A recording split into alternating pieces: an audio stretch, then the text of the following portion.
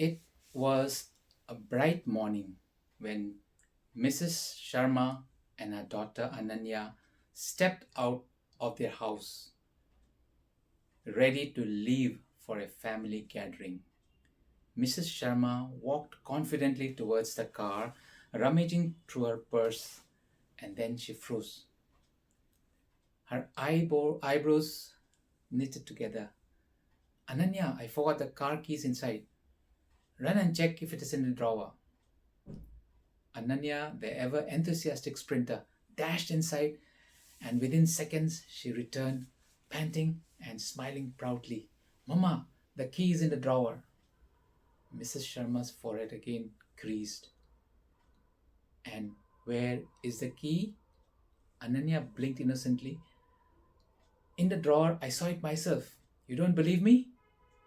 Mrs. Sharma shook her head, took a deep breath, clenching her fists as if summoning some divine patience. When you have seen it, you should have.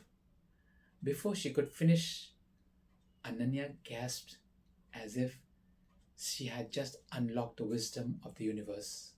She turned around and dashed back inside. A moment later, she reappeared, triumphant, handing her mother her phone. Mrs. Sharma's eyes again narrowed. What is this? Ananya beamed. It's a picture of the key. See? You didn't believe me? For a few seconds, there was silence. And then, like a volcano erupting after years of slumber, Mrs. Sharma raised her hand. Ananya shrieked and ran for her life, and her mother in full pursuit of her. Meanwhile, somewhere in a hospital, it was just another chaotic day in the hospital when suddenly, beep, beep, beep, beep, beep, beep, the code blue alarm blared. Cardiac arrest in room number 407. Dr. Manoj dropped his coffee mid sip and sprinted towards the room, his coat flapping like a superhero. His team followed closely, but something unusual caught his eyes. Inside the room, intern Dr. Pooja was already there. This was rare. Dr. Manoj burst into the room, prepared for the worst.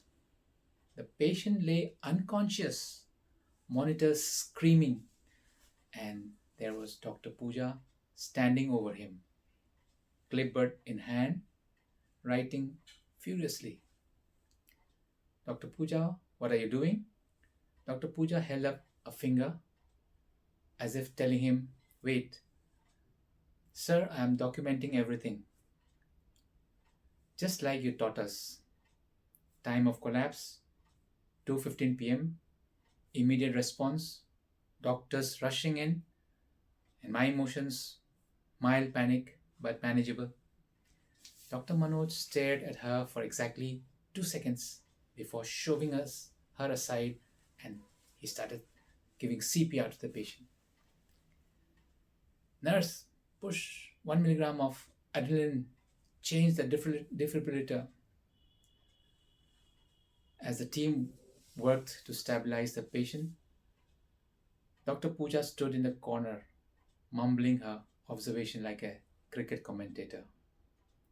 Doctors begin compressions, urgency in the air. Nurse just handed Dr. Manoj a laryngoscope. Great teamwork. Dr. Pooja was writing. Dr. Manoj turned his head sharply.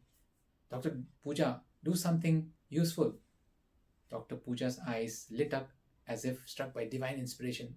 She nodded and bolted out of the room.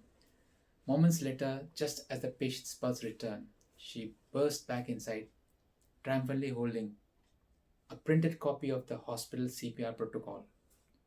Silence. The nurse exchanged glances.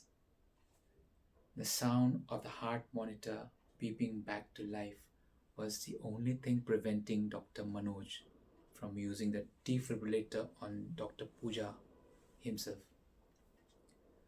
Dr. Manoj took a slow, deep breath. Dr. Pooja? Yes, sir. Do me a favor? Of course, sir. Will you please leave the room? He asked politely and in anguish. Dr. Pooja, still grinning proudly, walked out as if she had just saved the patient herself. Moral of the story is some people just don't get the point.